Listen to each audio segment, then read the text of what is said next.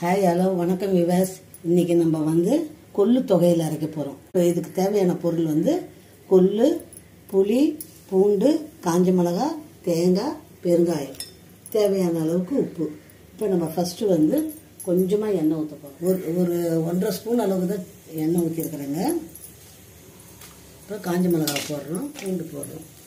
பூண்டு வந்து தோல் பூண்டாக கூட போட்டுக்கலாம், ஒன்றும் உரிக்காத பூண்டை கூட போட்டுக்கலாம், அதனால் ஒன்றும்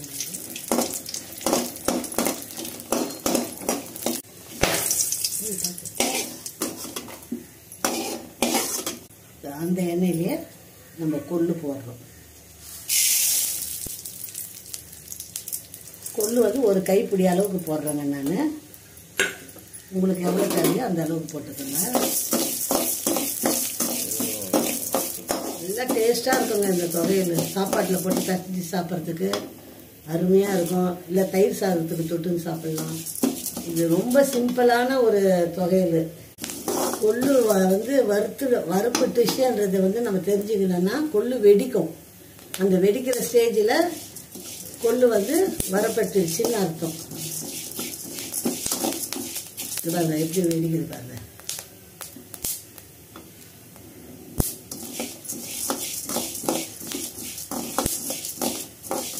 அவ்வளோதாங்க, ஸ்டவ் ஆஃப் பண்ணிடுறோம். காஞ்ச மிளகா, பூண்டு போட்டுட்டேங்க. இப்போ புளி போடுறேன், இதோட கூட தேங்காய் போடுறேன், பெருங்காயம் போடுறேன், இதுக்கு தேவையான உப்பு போடுறேன். இப்போ இது ஒரு ஓட்டிட்டு அதுக்கப்புறமா கொள்ளு சேர்த்து அரைக்கலாம். கொள்ளு சேர்த்துக்கலாங்க. இந்த வறுபடும் போது இந்த கொள்ளுடைய வாசனை சூப்பராக இருக்குங்க, டெம்டிங்காக இருக்கும்.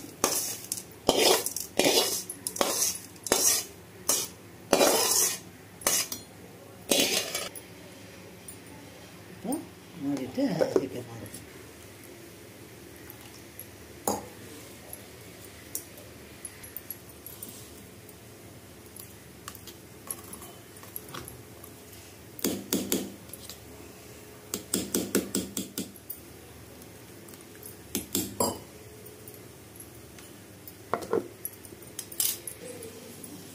கொள்ளு தொகையில் ரெடி ஆயிடுச்சுங்க.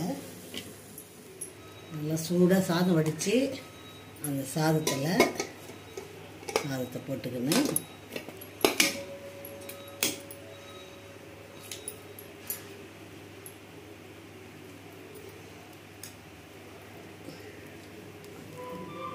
தொகையில் இப்படி போட்டுக்கணும்.